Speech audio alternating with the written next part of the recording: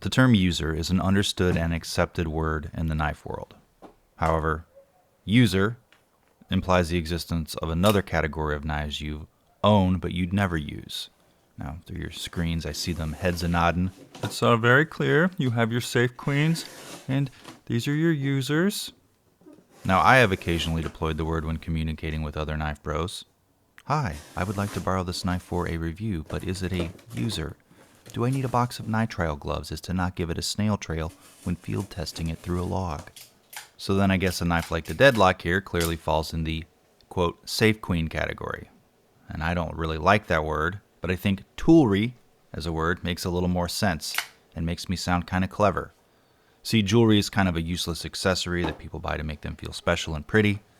And on the other hand, tools have a utilitarian function, which is being a collection of rarely used things in your garage you leave your children to fight over when you die. You may have been an average father, but damn, you had some nice tools. It'll make up for it, right? Another way to look at it is how car enthusiasts have a daily driver, acknowledging they also have a secondary classic or high-performance car they drive sparingly, but for fun. We call those sorts of cars Miatas. But my hope is you get that a Deadlock is a functional piece of jewelry. You mean like a diamond pinky ring or a heart necklace? Well, yeah. Okay. But more appropriately, like watches. Toolery. Oh boy, am I smart. You may not need it, but it makes you feel special and pretty in a tactical way. Toolery. So, what makes a Deadlock special? Why does it cost so much when you can buy an imported cheap out the front for under $50? Or, you're on the American kick. You have out the fronts here, from mid-sized to large companies like Microtech, Guardian Tactical, and Benchmade, that start at around $250, but you're more likely to pay $350 to $550 for your favorite pretty color and blade style. Don't even ask about the hand rubs. Those are going to cost you.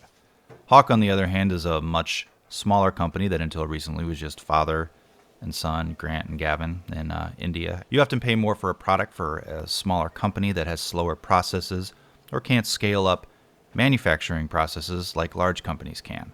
So I guess you're paying for some inefficiency there, or probably a better word for that. I don't know what it is because I don't have a lot of words. That said, even after their modest hiring of new employees, the Deadlock is made in Idaho by a still tiny company.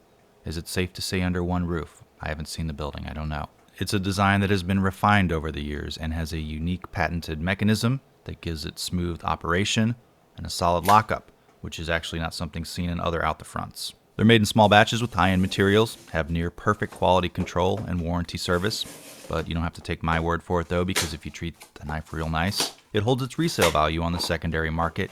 But before we go any further, I know I've been talking a long time already, let's take a look at the dimensions of the Batch 7 carbon fiber Deadlock, like the overall length and weight. The version seen here, the marbled carbon fiber, is about $1,350, shipped, which is probably twice the credit limit on your current 22% interest rate credit card. Blade size and cutting edge. Skipping this could have got me about halfway to a new editing computer. I realize that. Cranking out some 4K product reviews. Handle size and grip area. The dryness of my hands can really only be appreciated in 2160p on your cell phone. Spine thickness and handle thickness. It really would have brought the channel into the age of pestilence known as 2020. Tallnesses. But for now, because of my purchasing decisions, you'll have to deal with my awkwardly cut fingernails in just 1080p. Hawk offers a knife in basic trims of carbon fiber and titanium, and 2 or 3 different finishes of those materials. As much as we like to hear me drone on about the options for the next 5 minutes, for now, please visit their website for more info. And if you want to buy this knife, you'll need to sign up for their newsletter. That's the only way. Look below the video for the link to their website. Otherwise, wait for some Capitalist Warrior Bard to sell one for $1,500 on Reddit's Knife Swap, accompanied by 8 paragraphs of flowery prose detailing why he deserves a finder's fee. It's a hero we deserve. Now, Hawk is currently on batch 8 of the Deadlock, and the one seen here is batch 7 in marbled carbon fiber. There are no real design changes between these 2 batches other than new pretty color options for the switch and textured inlays. Starting with the blade, because I want to feel like hot shit, I opted for the double-edged dagger instead of the single edge because, the Deadlock looks weird with the single edge. The finish is bead blasted, and the blade looks, to my eyes, to have an ever so slight cave inward. Is it a hollow grind? I don't know, I'm not really a knife guy. The blade is made from what I think is the current knife hassle favorite Crucible 20CV. 20CV is, according to Blade HQ's chart, going to have a long-lasting edge and decent corrosion resistance. Now remember, youngins, toughness is a blade's ability to resist breaking or chipping. Blades with higher hardness or edge wear rating will often trade off in toughness. They chip easier or break easier. That said, the steel is the raw material. The heat treat and hardness are dependent upon the manufacturer or who they get to heat treat their blades for them. So, the chart is a guide only. The blade was razor sharp out of the box with a good looking even blade grind that I knocked $200 off the resale value of by dinging the tip on my glass computer screen because I was fucking around. Which brings us to the rare, or can I say singular, achievement of the Deadlock compared to other out the front switchblades.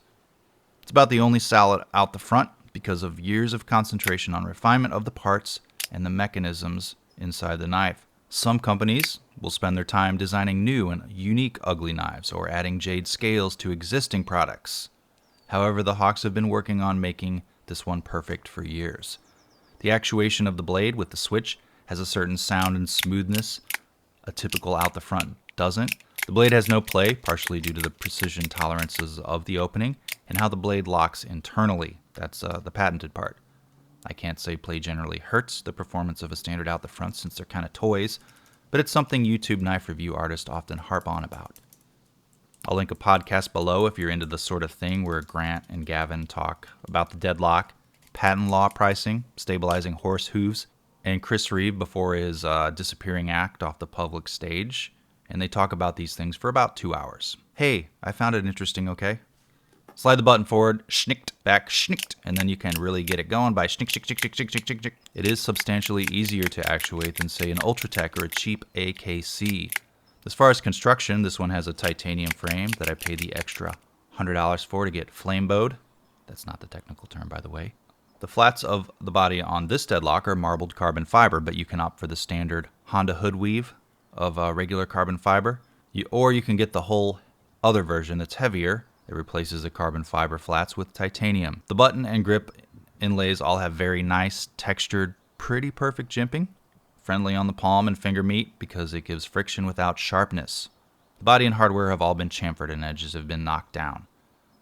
The knife comes with lube, a Torx driver, a velvet bag, and some chapstick. The Deadlock is held together with hardened stainless steel screws, which doesn't sound like that big of a deal except when you realize other unnamed but very Spyderco-like companies use cheap, soft screws that often strip out. It's just not Spyderco, okay? They would rather you to not ever be able to remove the screw because you've stripped the head rather than break it.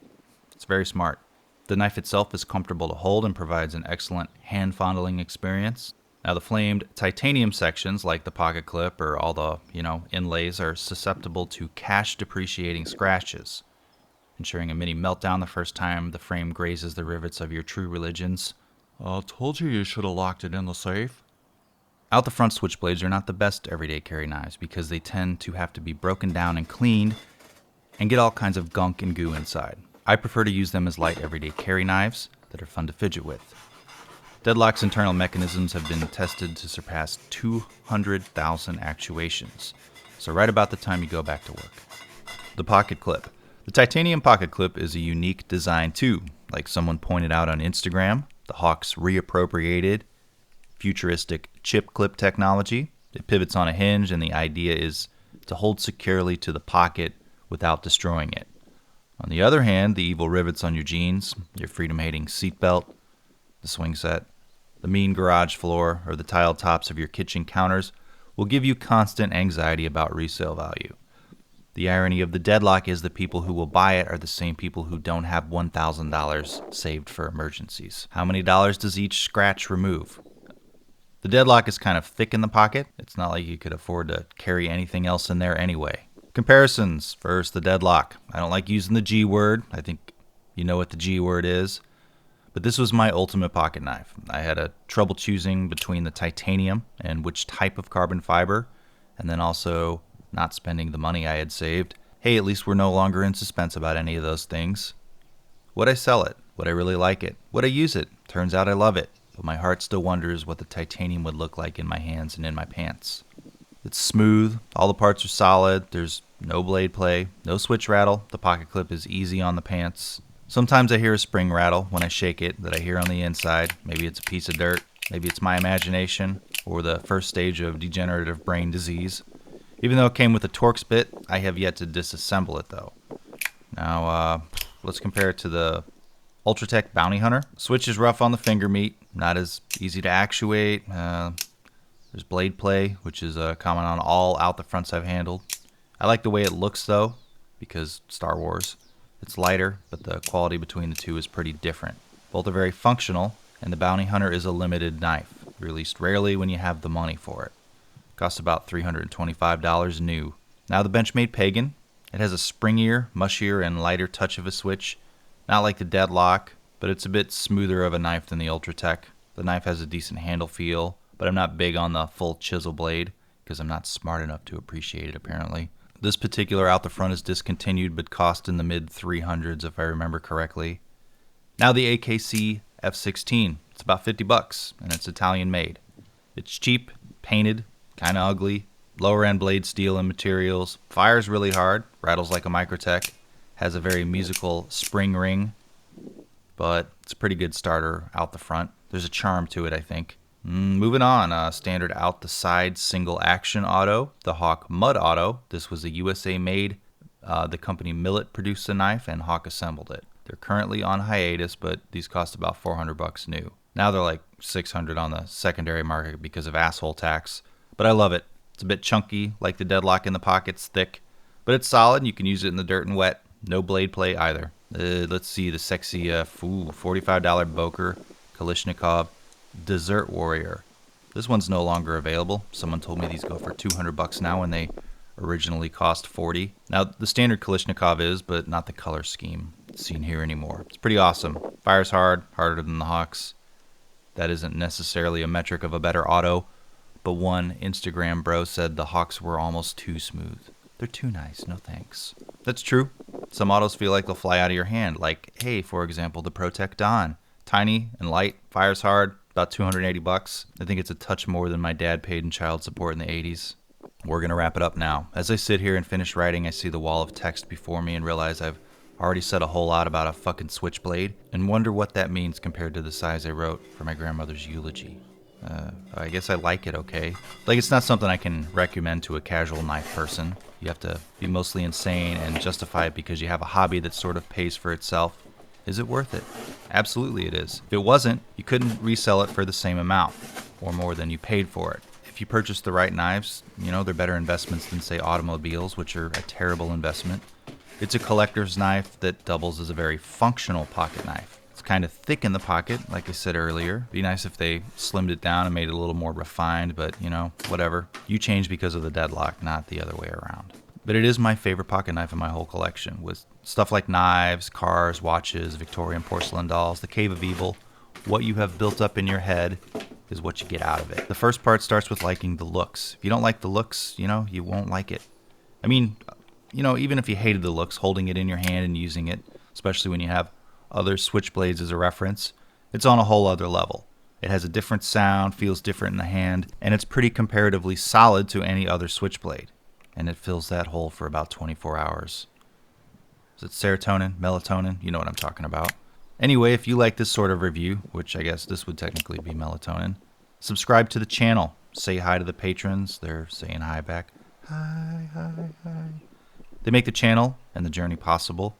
Big thanks to you and all the subscribers that come back for every video. Buy a t-shirt, leave a comment, follow me on the Instagram, delete your Facebook account. Thanks for watching.